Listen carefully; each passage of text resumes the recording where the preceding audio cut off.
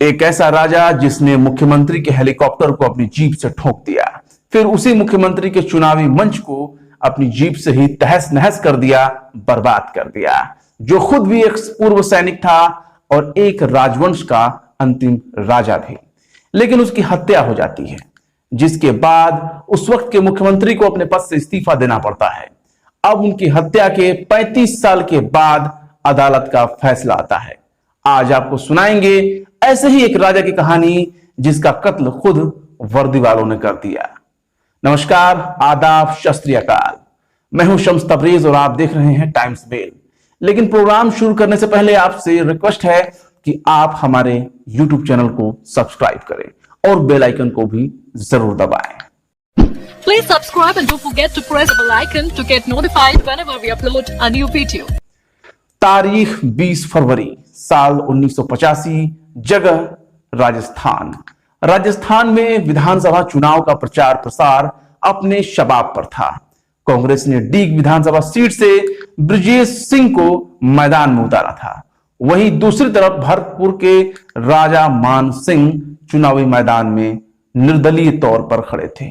राजा मान सिंह भरतपुर रियासत के शाही खानदान के राजा थे, जो कई बार चुनाव जीतकर अपने एक जाने माने शान शौकत वाले अंदाज में नुमाइंदा रह चुके थे। 20 फरवरी के दिन राजस्थान के तत्कालीन मुख्यमंत्री शिवचरण माथुर की डीग में चुनावी सभा होने वाली थी। लेकिन इससे पहले ही खबर आई कि कांग्रेसियों ने भरतपुर के झंडों को उखाड़ फेंका है।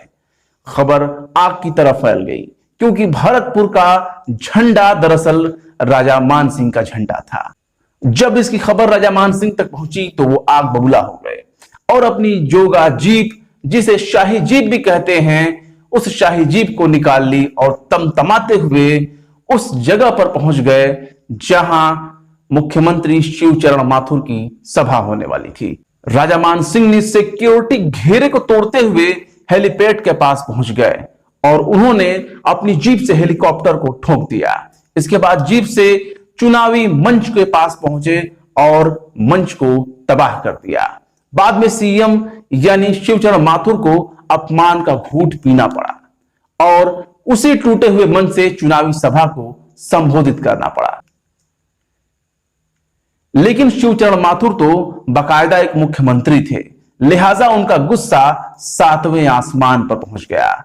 इधर सभा खत्म हुई और उधर सीएम ने अधिकारियों की खिंचाई शुरू कर दी, खूब खरी खोटी सुनाई।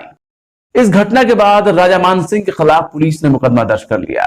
अगले दिन यानी 21 फरवरी को दोपहर का वक्त था जब राजा मान सिंह लाल कुंडा स्थित अपने चुनावी दफ्तर से निकले और डींग के थाने के सामने से होते हुए गुजर रहे थे। तभी अनाज मंडी के पास डींग के तत्कालीन सीओ डीएसपी कान सिंह भाटी और राजा मान सिंह का आमना सामना हो गया। इसके बाद क्या हुआ, लोगों की माने तो वहां क्या हुआ किसी को कुछ नहीं पता, सिर्फ गोलियों की आवाज सुनाई दी।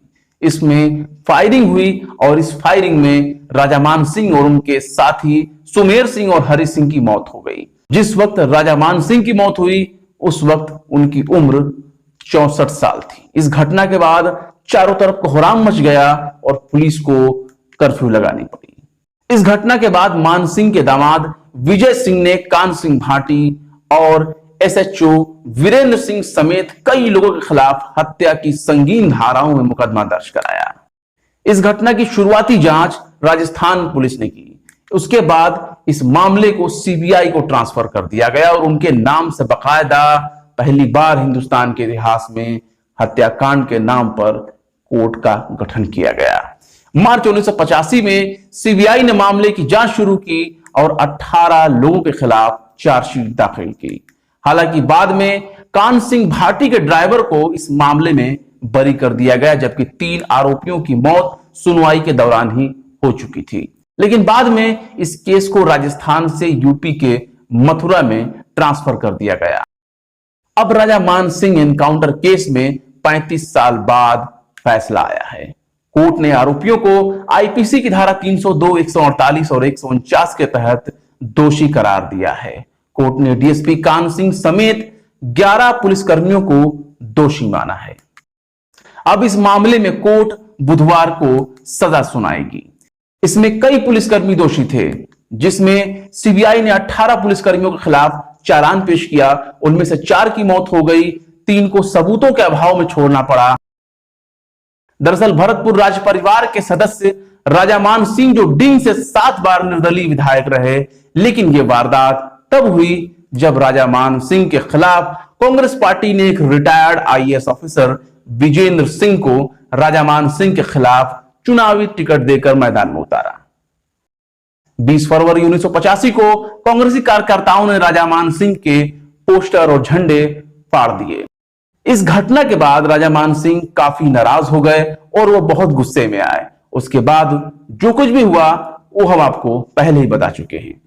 राजा मान सिंह की पुत्री कृष्णेंद्र कौर दीपा ने कहा कि तकरीबन 1700 तारीखें पड़ी और कई बार जज बदले गए और इस दौरान 35 साल का वक्त गुजर गया। उनके पिता की आत्मा को अब शांति मिलेगी। ये थी एक राजा की कहानी जिसको 35 साल बाद इंसाफ मिला।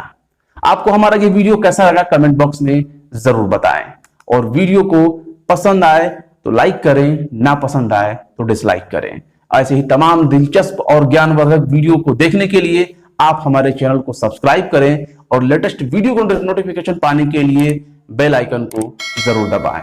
फिर मिलेंगे किसी और एपिसोड में किसी नए वीडियो के साथ। तब तक के लिए नमस्कार।